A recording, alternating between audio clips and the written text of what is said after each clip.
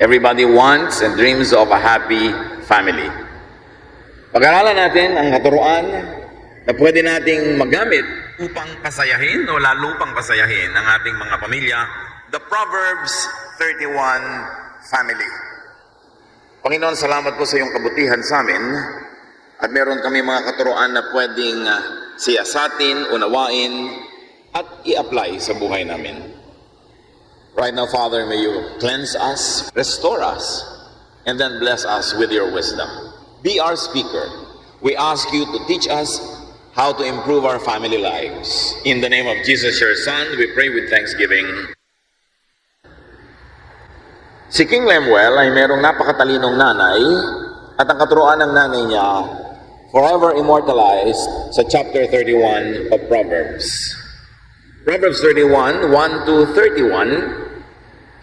Let's appreciate the wisdom of this elderly lady.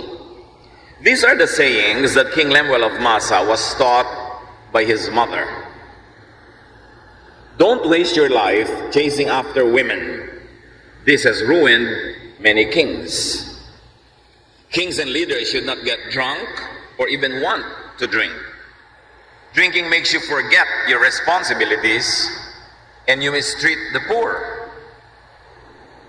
Beer and wine are only for the dying or for those who have lost all hope. Let them get drunk and forget how poor and miserable they feel.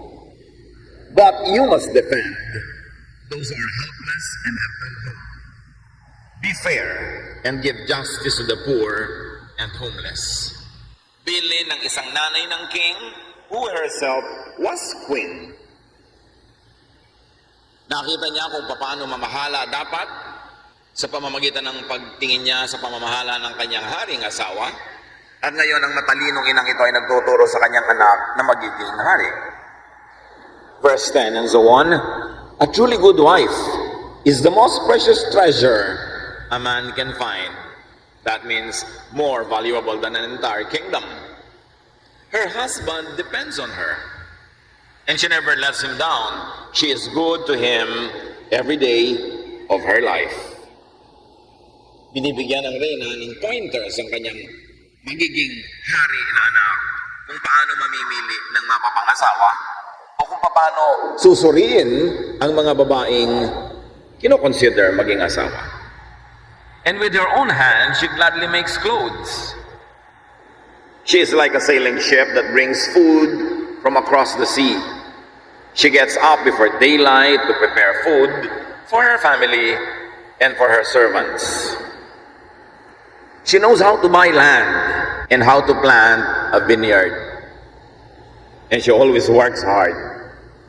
She knows when to buy or sell. And she stays busy until late at night. She spins her own cloth and she helps the poor and the needy. Her family has warm clothing, and so she doesn't worry when it snows. She does her own sewing, and everything she wears is beautiful. Her husband is a well-known and respected leader in the city. She makes clothes to sell to the shop owners. She is strong and graceful, as well as cheerful about the future. Her words are sensible, and her advice is thoughtful. She takes good care of her family and is never lazy. Her children praise her, and with great pride, her husband says, "There are many good women, but you are the best." Charm can be deceiving, and beauty fades away. But a woman who honors the Lord deserves to be praised. Show her respect. Praise her in public for what she has done. Napakaganda ng mga katangian ng isang babae na dapat i-consider ng isang lalaki bago siya maging serious about getting married. Hindi natin alam kung ini-encourage ng nanay na ito ang kanyang anak na mag-asawa o diniscourage dahil sa kaban maghahanap ng ganitong babae. But in any case, very beautiful standard set by a very godly lady, the mother of the king. bago natin tingnan yung turo ng matandang babaeng ito tungkol sa kanyang mamanugangin o ideal na maging manugang, siya muna ang tingnan natin. At kung tayo nasa generation na ng mga anak nitong hari, tawagin natin siyang lola. Tingnan natin si lola na nagbigay ng payo. The Proverbs 31 mother is a teacher. Kung ang lola nyo, teacher, sa sarili nyong magulang, isang magandang foundation na yan para ang pamilya nyo tumino. Ang pagpapatino ng isang pamilya ay hindi nagsisimula sa anak lamang o sa magulang lamang, nagsisimula pa ito sa lolo't lola. Bakit? Yung mga magulang na nagpapaandar ng bahay ay pinalaki ng mga lola at lolo yon. Anong uri magiging magulang sila, malaki ang contribution ng lola at lola. Although kahit gaano kumisan katino ang lola at lola, hindi pa rin nagiging matino yung magiging anak nila, pero malaking factor na sila mismo matino. Marami nagtatanong, Pastor, paano ko po ba kayo ma-assure na magiging masaya ang aking pamilya hanggang mga kaapu-apuhan ko? Turuan mo ang iyong anak, nanay. So the Proverbs 31 mother is prayerful. It goes without saying, sa pagiging madalangin niya, siya'y makadiyos. Na ang standard niya ng tama at mali, ng maganda at mas maganda at pinakamaganda, a godly standards. So reviewin natin ang mga itinuro nitong si Lola kay tatay. This Proverbs 31 mother or grandmother teaches her son not to be a womanizer. Nanay pa lang ang unang magtuturo sa anak na lalaki na huwag maging babaero. Nanay. Ngayon, kung yung nanay, konsentidor, iyak lang ng iyak sa sulok, tiis lang ng tiis, ang kanyang sariling asawa'y babaero at pabaya, indirectly, tinuturoan niya ang kanyang anak na lalaki na, anak, okay lang na maging pabaya at babaero. So yung nanay, kung paano niya itrato yung tatay, kung yung tatay ay mali-mali ang ginagawa, nagtuturo siya sa kanyang anak kung paano mangunguna naman sa sariling bahay niya kung naging padre de pamilya niya ang kanyang anak. A major ministry of a mother is to prepare her son to be a good husband. Tinetrain mo ang anak mong lalaki na maging thoughtful sa babae, matulungin, magalangin, considerate. First to you as his mother, then to his sister or sisters. Tinetrain mo ang anak mong lalaking maging matinong lalaki at mabait sa mga babae. Hinahanda mo ang iyong anak na lalaki na maging mabuting husband. A good mother turns over to her future daughter-in-law a good husband.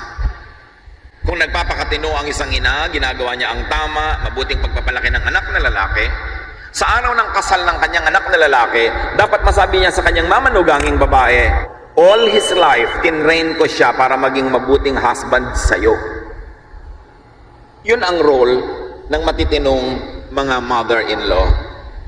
Hindi yung mother-in-law na nakikipag-compete sa daughter-in-law, ikinasal na nga yung anak doon sa asawa, inaagaw-agaw pa uli yung anak, samantalang siya naman ay may sariling husband, yung tatay nung anak niya. Kung minsan magulo ang mga pamilya kasi yung mga lola, nalilimutan nila ang role nila, i-turn over sa manugang yung kanilang anak na lalaki na matinong lalaki, magiging mabuting husband and father. At pag nagawanan niya yun, minahal naman niya ang kanyang anak, train up a child in the way he should go, and when he is old, he will not depart from it. Your son will never forget how good a mother you are to him, and he will never forget to love you. But do not confuse your role and the role of your daughter-in-law. Ang matinong biyenan ay buong pusong isinusuko ang kanyang anak na lalaki doon sa kanyang magiging manugang na babae para maging matino, mahusay, tahimik ang buhay ng dalawa at hindi niya ginagawa ang sarili niyang issue at divisive issue at papapiliin mo pa yung anak mo, yung asawa mo o ako na nagpalaki sa'yo. Hindi dapat dumadating sa ganung point. Ikaw na dapat na ina ang nagtutulak sa iyong anak na be a good husband to your wife, be faithful to your wife. Hindi ikaw pa yung namamagitan. Kailangan nagsisimula doon sa nuno. Sa ugat pa lang, malalaman mo na kung ang puno ay magiging mabunga. And the Proverbs 31 mother teaches her son to not be a drunkard. In fact, to be sober, to be in control of his behavior. Anak, magiging king ka, magiging governor ka, magiging manager ka, kailangan hindi ka lasenggo. At nabasa natin, sabi nung nanay, ang paglalasing ay para lang sa mga walang pag-asa. Kailangan languin nila ang utak nila para malibutan nila ang mga pagdurusan nila at mga kabiguan. Pero ikaw na responsableng tao, hindi ka dapat maglasing. Kasi pag nalalasing ka, nakakalimot ka ng iyong mga tungkulin sa iyong kapwa, nagiging pabaya ka sa mga mahirap at mga maralita, kailangan lagi kang matino. Behind a very successful man is a mother that teaches him to be a good man. Proverbs 31, mother teaches her son to be a defender of the weak, to be just, especially to the weak. And she teaches her son to value and treasure his wife. Ginagawa ng nanay ang lahat para itulak, udyukan, i-encourage ang kanyang anak na lalaki na maging matapat na husband doon sa kanyang magiging manugang.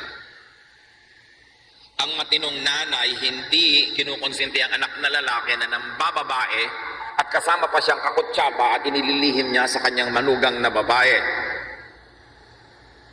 Kaya kung magpapakatino ang lahat ng biyanan, maraming problema ang masasaayos. Hindi ko mo anak mo, lagi mong kakampihan, totoleratin mong may anak ko kani-kanino, tapos pag kakasama kayo na nililinlang nyo yung babaeng kanyang pinakasalan. It starts with the grandparents. You teach your son to treasure her wife, not the reverse. The Proverbs 31 mother teaches her son how to assess the worth of a wife to be. Sinasabi niya, anak, ito yung ideal. Siyempre, yung binigay niyo dito, ideal. Hindi naman lahat ng babae pwedeng pumasa sa standard na to. Pagka malapit-lapit na, 85, 80, pwede na yun. Mas mataas ang score, mas maganda. Pero sino ba naman ang 100% makakapasa sa standard itong biyanan na to? Medyo mahirap din siya maging biyanan, ha? Kasi ang taas ng standard. Pag yung biyenan mo, talagang sinusukat kung gaano kakagaling mamlansya, gaano kasarap ang iyong sinigang, gaano kalinis ang iyong bahay, gaano kalinis ang iyong ref, ang iyong mga tsinelas, mga kaldero, mahirap ding biyanan yon. Ang pinag-uusapan dito ay standard, what is desirable, pero siyempre kung ito na yung napangasawa ng anak mo, no return, no exchange, mahalin mo na rin. At kung kaya mo pa rin siyang matrain, tulad ng pag-train mo sa sarili mong anak, i-train mo pa rin in a loving way that will not be rejected kasi hindi judgmental at hindi masungit. Ideal pa lang to pag namimili pa lang. Pero kung nandyan na, napakasalan na, mag-asawa na, make the most out of what is already a given. The Proverbs 31 mother teaches her son to respect his wife and to praise his wife. Anak, lagi mong pupurihin ang asawa mo. Mahirap maging wife and mother to your children and a daughter-in-law to me. So, encourage your wife. Pupuri-purihin mo siya. Mga kapatid, one secret of a happy family is a wise and godly mother-in-law or grandmother. Pag nanunuri ka ng problema ng isang pamilya, hindi ka titigil lang sa panunuri sa mga mag-asawa at sa mga anak. Kasama sa panunuri yung mga ninuno, yung mga tiya, mga tiyo, mga kapatid, mga kasali sa script. Kasi kabubulong niyan, ka-influence, meron silang contribution sa pagkabuo o pagkasira ng isang pamilya. At tandaan natin dito, gusto nyo man o hindi gusto ang napangasawa ng inyong kamag-anak, pag-asawa na, tanggapin nyo na ang buong buo, gawin nyo na ang magagawa nyo para tulungan sila, ma-improve ang buhay nila, at huwag kayong gagawa ng anumang bagay na makakasira sa kanilang pagsasama, lalo sa kanilang pamilya. A foundation or the foundation of a happy family is better prepared by the grandparents.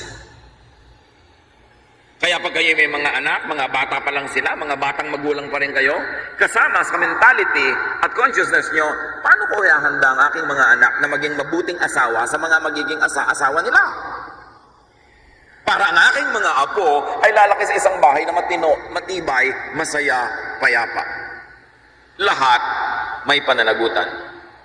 So yun yung biyanan. Ngayon naman tingnan natin yung mapapangasawa, the ideal wife. Or the ideal qualities of a wife na siguradong mapupuri ng biyanan. The wife in Proverbs 31, according to King Lemuel's mother, is a husband's treasure.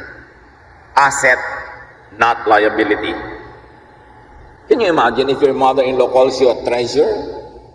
It means a lot. The wife in Proverbs 31 is good to her husband first. Inuuna niya ang kanyang asawang lalaki sa kanyang mga desisyon. Ano man ang kanyang gagawin, ano man kanyang pupuntahan, kanina man siya makikitungo, ang inuuna ng matinong asawang babae ay, ano ang magiging reflection nito sa aking husband? Magkakasino ako, ano ang reflection nito sa aking husband? Makikibarkada ako sa mga babaeng laman ng lahat ng disco, ano ang reflection nito sa aking husband? Mamimili ako ng mga alahas na hindi ko na-afford. Makikipag-contest ako sa mga classmates ko nung high school, pagandahan ng bag. Ano ang reflection nito at epekto nito sa aking husband? Makikipagkaibigan ako sa mga lalaki, sa aking mga workmates, sa aking mga kliyente. Ano ang reflection nito sa aking husband? Because a wise woman will always consider her husband first, above herself. At yun ang ibig sabihin ng submit to your husband. Hindi ibig sabihin magpapachimay ka, magpapaalila ka, sinasampal-sampal ka na, nakabaw ka pa. Ang submission doon is you submit your own desires and your own wants to the well-being and especially to the dignity of your husband. Ang matinong babae, hindi gumagawa ng anumang bagay na maglalagay sa kanyang asawang lalaki sa alanganin. At ang matinong babae, hindi lang dapat hindi gumagawa ng masama, dapat mukharing hindi gumagawa ng mali. Meron naman kasi nagsasabi, ba, wala naman akong ginagawang masama. Oo nga, pero mukhang may ginagawa kang masama. Hindi sapat na wala kang ginagawang masama, pero mukha ka namang may ginagawang masama. Hindi ka dalaga, may kaladkad ka na asawa, karangalan niya ang kaladkad mo kahit sa kasumuot, dapat din mukhang wala. At hindi lang dapat mukhang wala, dapat talagang wala. Napakatinong babae, pinatino naman ang kanyang biyanan yung lalaking mapapangasawa niya, hindi magiging maligaya ang kanilang tahanan. Everybody is part of the chain, and the weakest link in the chain will determine the strength or the weakness of that chain. The wife in Proverbs 31 is productive. Na hindi naman kailangang idiin sa mga Pilipina dahil majority ng mga Pilipina talaga productive. Laging may hanap buhay, laging may sideline, laging may kinikita. Yun ang higit na nakararami. Parang ang iniisip ko nung idinodrawing yata nitong matandang ito ang mga ideal woman, Pilipina yata ang iniisip eh. Kasi mga qualities ng Pilipina to. The wife in Proverbs 31 is charitable, according to the lady mother. And she provides comfort and beauty to her home and family.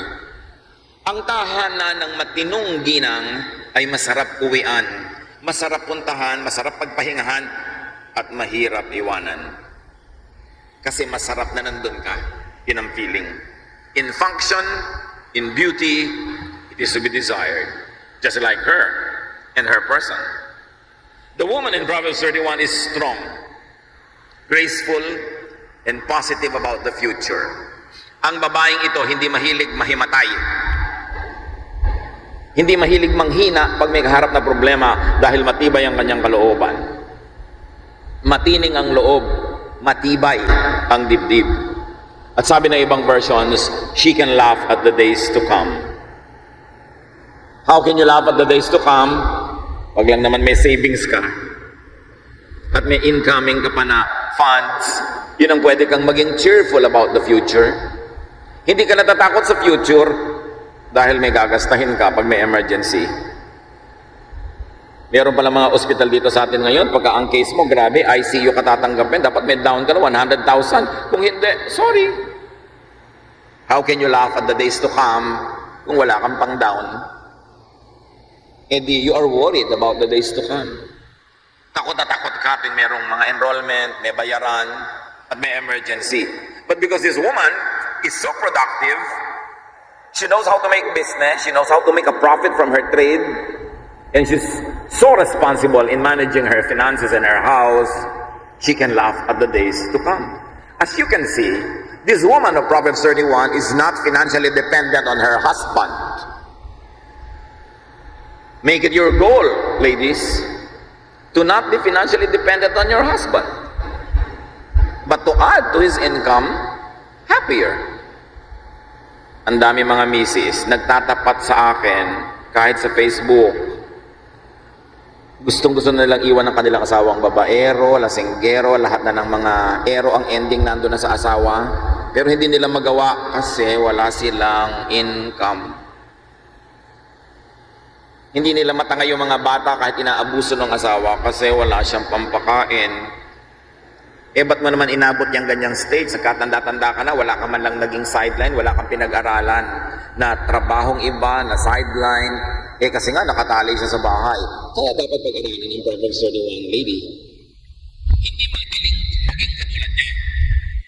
Pero lalo namang hindi madaling maging hindi niya katulad. Kasi magiging dependent ka lang. Maganda yung patuloy kang nakikisama sa husband mo dahil love mo siya, hindi dahil wala ka ng choice. Kaya dapat ang babae nag-aaral ang magkaroon ng trade, ng business. Once again, usually ang mga Pilipina may ganyan. Kadalasan nga, yung mga ginagawa niyang hanap buhay ang nagdudugtong doon sa nalalagot na kulang sa income ni husband. And hindi naman masamang pagdugtongin nila yun kasi mag-asawa sila, maganda nga yun. Proverbs 31:26, her words are sensible and her advice is thoughtful. Ang matinong babae, hindi salita ng salita kung wala namang katuturan ng sasabihin niya, nananahimik na lang siya. Hindi tuloy siya nasusuong sa gulo, hindi siya nai-involve sa mga chismis, kasi pag nagsasalita siya, may saysay. Importante, the wife in Proverbs 31 is intelligent and wise. She is informed. Hindi lahat ng itatanong mo, hindi ko po alam. Dapat alam. Inaalam, pinag-aaralan. Lalo na ngayon, dahil sa internet, kahit ka full-time housewife sa bahay, may oras ka lang, isisingit mo, pwede kang mag-aral-aral, mag-aral-aral sa online, marami kang malalaman. Pero kailangan dinadagdagan ng alam. Hindi laging I don't know. Minsan sa mga mall, magtatanong ka sa bawat gwardiya, nasan yung ano? Hindi ko po alam, sir. Hindi mo man lang inalam, 20 years ka na dito. Hindi mo man lang inilalagay yung sarili mo para umasenso ka. Makasagot ka man lang ng tama, may natuwa sa'yo, bigla kang ni-recruit sa ibang trabaho, mas nag-improve. Pero kung wala kang alam, alam niyo, ibang laging hindi ko po alam kasi ayaw nilang ma-involve, ayaw nilang mapagod, ayaw nilang masangkot. Pero yun din ang hindi ba papasama sa asenso. So this woman is intelligent, she is wise. Proverbs 31:27, she takes care of her family and is never lazy. May mga ginang naman, pagbangon mula sa kamang malaki, lilipat lang pala doon sa sopa sa labas, higa uli. Maghapon ganon. Pagod na pagod ka papanood ng TV. Kate-text, naubos ang pera kate-text. Dumaan na maghapon, walang kinita, maraming ginastos. The woman of Proverbs 31 is industrious.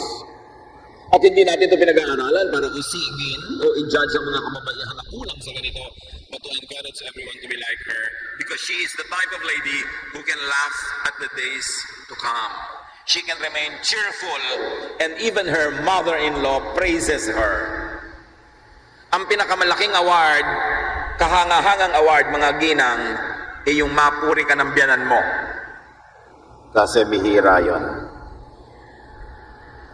So gawin mo, ganyan pala ang biyanan ko, pintasera. Lagi na lang may comment, laging may kulang. Makikita mo, dear mother-in-law, bibigyan mo ka ng award after some time. Gawin yung goal yun.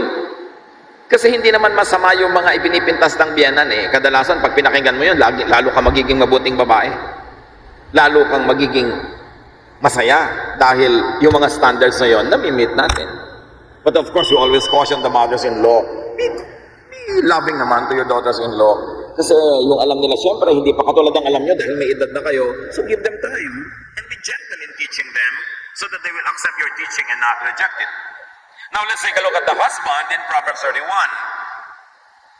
Marami nang ibinigay, pero yung qualifications kanina panghanep. Hindi pang lahat naman ng lalaki, ganun kataas yung requirement. Pero pag may pananagutan ka, at kahit nga supervisor ka na lang ng 3 taon, may pananagutan ka na rin, you have something to learn from the teachings of this lady. But the husband in Proverbs 31 is renowned and respected. he is respectable. Dapat goal ng bawat husband is not to earn a lot, not only to bring the family up the economic ladder, but to be respectable. Napakalaking pamana nyo sa anak, a good name. Pag napakaganda na yung pangalan, kayo kagalang-galang, kapanipaniwala, yung mga anak nyo maraming inaaning bunga. Malaman lang ng mga tao na anak nyo siya, meron na agad na favorable attention na binibigay. Binibigyan na agad ng pabor, pinagbubuksan ng pinto, binibigyan ng paglingap. Yun ang magandang pamana ng ama sa mga anak, a good name. Dahil tayo naging matapat, mabuting tao, maraming tinulungan, hindi tayo nandaya, wala tayong mga atraso, yung mga anak natin ang aanin nun. Pero pag ang iniwan mong pangalan ay marumi, maraming atraso, maraming galit, iiwan mo yun sa iyong mga anak. Mahirap at di magandang pamana. Sabi ng Proverbs 31, a good husband praises his good wife.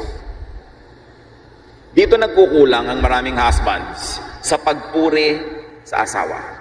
Sa pagpuri sa mga ginagawa ng asawa. Kasi para bang understood, of course, wife kita, so magluluto ka dyan, maghahain ka. Wala man lang puri sa niluto, wala man lang puri sa paghahanda. But, ladies, bloom in praise. Kapag ikaw ay generous with praise, at hindi ka naman mangangayayat at maghihirap, lalo't kung sariling asawa man ang pinupuri mo, edi lalo siyang sasaya. At kung siya ay masaya, can you imagine the ministry na pinasaya mo siya? At pag masaya siya, papasayahin ka rin niya. Palungkotin mo yung asawa mo at palulungkotin ka rin niya. So pag malungkot ang isang tahanan, huwag magturo-turuan ng pananagutan.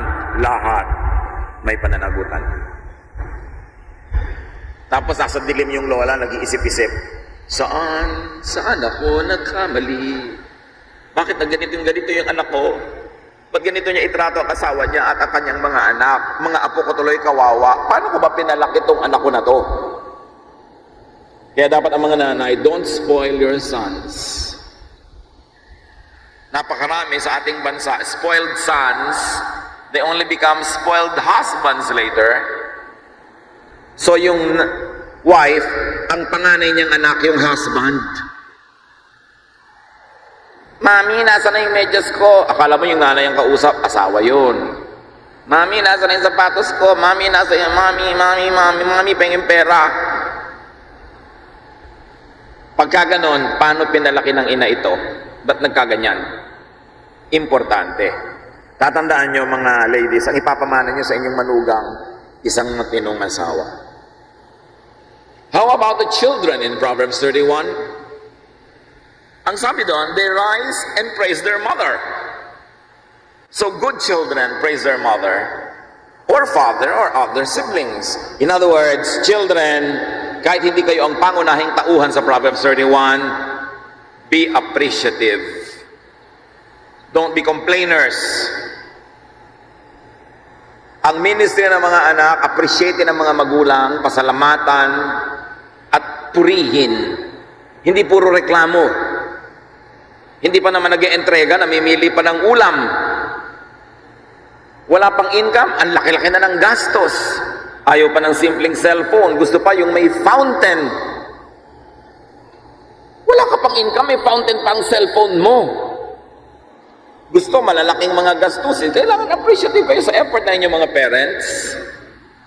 Alam niyo yung mga parents, para makapaglagay ng pagkain sa mesa, makabayad ng mga bills, minsan heroic effort yan, hindi laging madali. And you will always do well by praising them for providing for you, even though what they provide is not what you have in mind.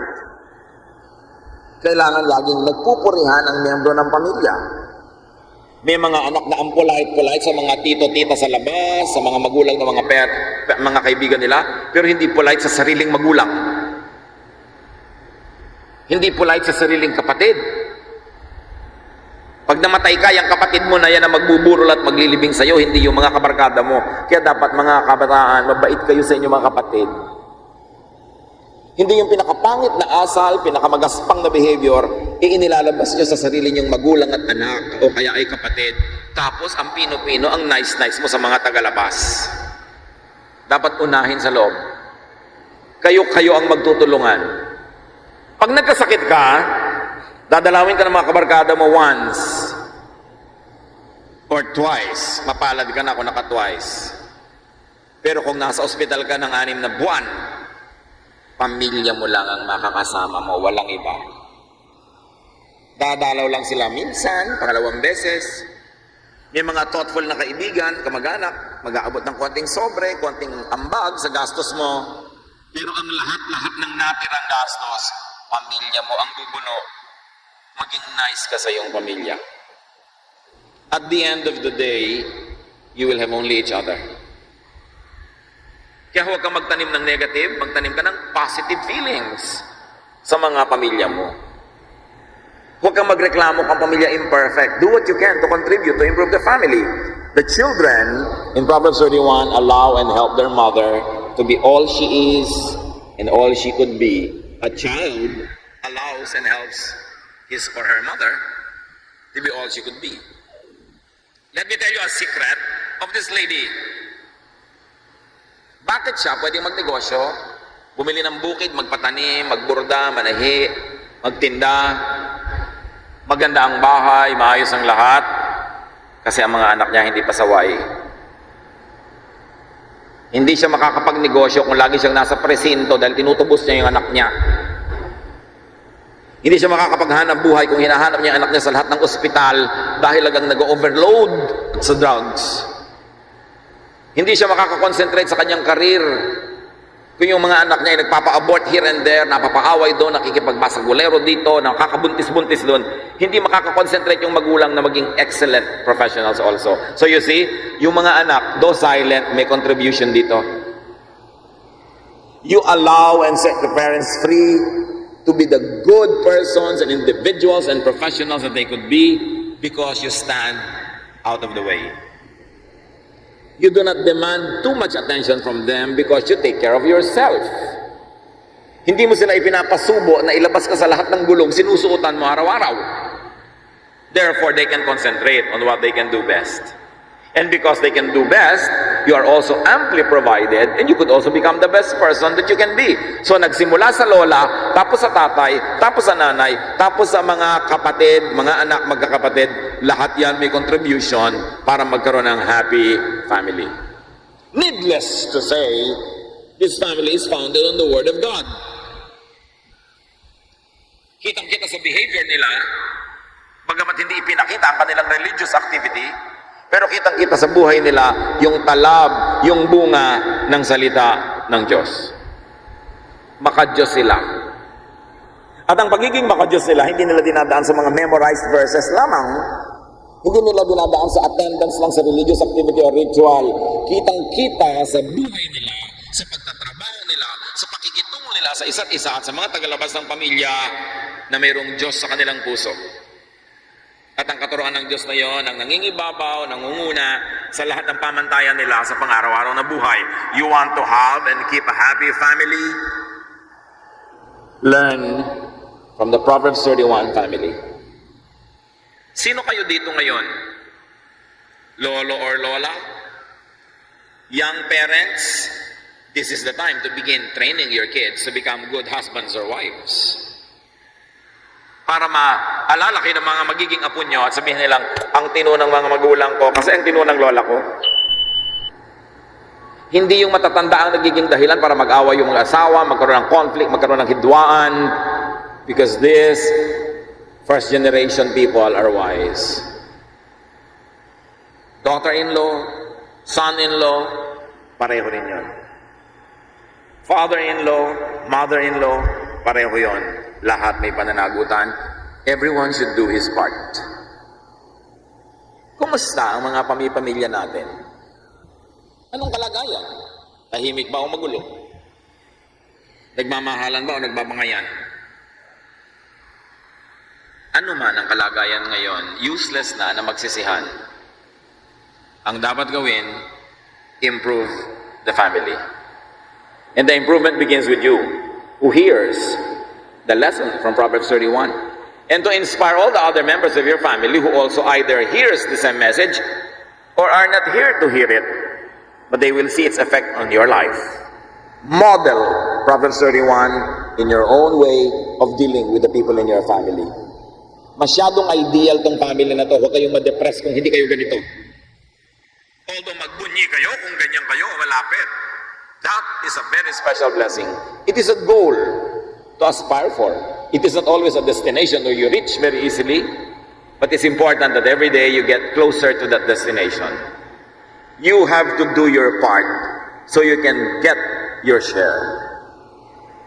Internalize the teachings of God about industry, about honesty, love, faithfulness, loyalty to your family, and be productive, be happy, be part of the solution rather than be the problem. Although paminsan-minsan, because we are imperfect, we become the problem. Kanya-kanya lang naman tayo na schedule na maging problema ng pamilya natin. Pero huwag namang extended na laging kayo na lang ang problema ng pamilya nyo. Kailangan gumraduate tayo na, problema ako last month. Ngayon, hindi, maayos na ako. So, problema naman itong kapatid ko. Sige, problemahin natin siya. Pero kung lahat problema, yung kaisa-isa o dalawang matino, sasabog sila, mawawasak sila, hanggang lahat problema na lang.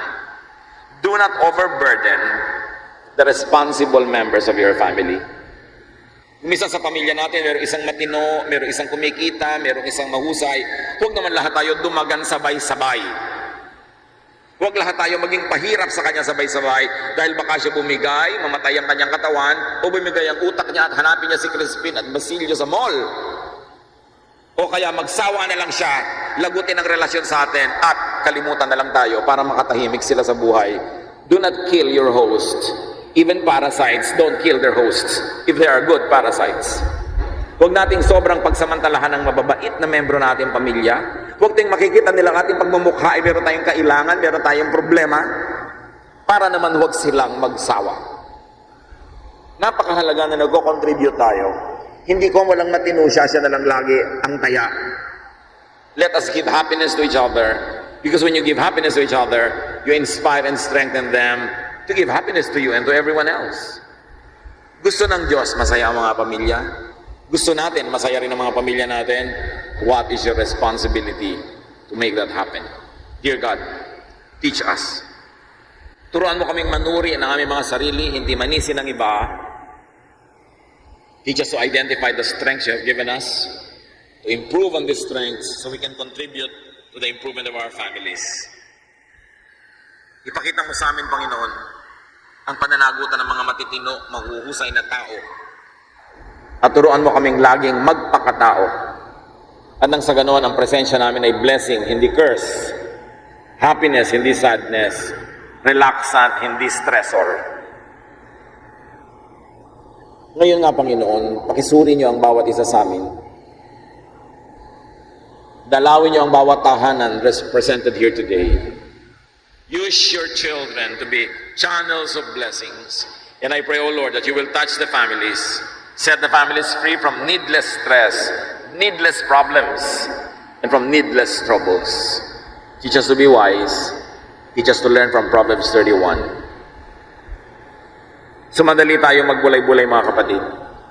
And for a change, stop blaming others. Look into what we contribute into our lives, into our families, and ask God to turn you into a greater blessing. And if you're already a blessing, a better blessing to your family. Be with the Lord. Hear His voice.